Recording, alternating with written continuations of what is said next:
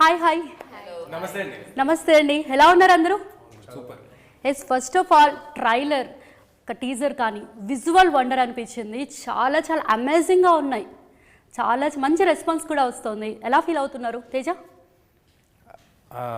మనం చేసిన వరకు ఆడియన్స్కి కూడా నచ్చితే ఆనందంగానే ఉంటుంది కదండి. అసలు ప్రశాంత్ గారు స్టార్ట్ చేసినప్పుడే ఇది పాన్ ఇండియా లెవెల్లో తీసుకొద్దామని అనుకున్నారా హనుమాన్ని? ఓన్లీ తెలుగు సినిమా చేద్దామని స్టార్ట్ చేసాము. దాని తర్వాత వస్తున్న రెస్పాన్స్ని బట్టి కొద్దిగా సినిమా స్కేల్ పెరుగుతూ వచ్చింది. ఓకే, అసలు ఆ కల్కి, జాంబిరెడ్డి, హనుమాన్ అసలు ఒకదానికొకటి సంబంధం లేకుండా యూనిక్ ప్రాజెక్ట్స్ అన్నీ కూడా అసలు ఎలా వస్తాయండి మీకు ఆ థాట్స్? ఎలా వస్తాయంటే చెప్పలేనండి, కానీ అంటే ఈ హెయిర్ కింద ఒక బ్రెయిన్ ఉంది. లోపల ఎక్కడో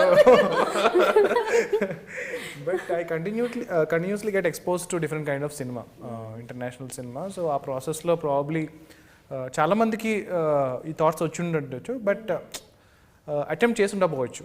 సో నేను అటెంప్ట్ చేశాను. ఓకే, బట్ సర్ప్రైజింగ్గా షాకింగ్గా ఉంటాయి మీ మూవీస్ అన్నీ కూడా.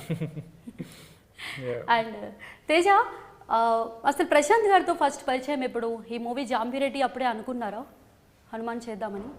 జాంబిరెడ్డి ప్రశాంత్ గారితో పరిచయమా ఈ సినిమా గురించి అనుకోవటమా? రెండు.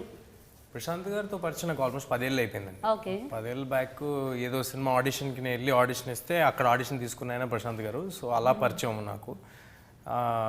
ఈ హనుమాన్ అనే ఐడియా ఆయన చేద్దాం అనుకుంటున్నారు జాంబిరెడ్డి తర్వాత అని జాంబిరెడ్డి ప్రమోషన్స్ చేస్తున్నప్పుడు ఒకసారి నాతో చెప్పారు.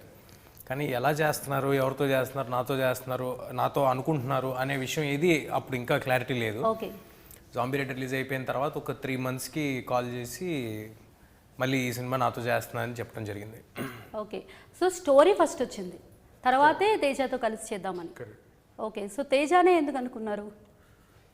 ఈ సినిమా కోసం ఒక అండర్ డాగ్ కావాలి, అందరికీ నచ్చిన అందరికీ ఇష్టమైన ఒక అండర్ డాగ్ కావాలి. సో అండర్ డాగ్ అంటే డాగ్ అనుకున్నారు, అది కాదండి. మామూలుగా సాధారణంగా మనం చూసే ఒక కుర్రాడు, బలహీనుడు అంతే. సో అలా నేను చూస్తున్న టైంలో అప్పుడున్న హీరోస్లో నాకు తేజ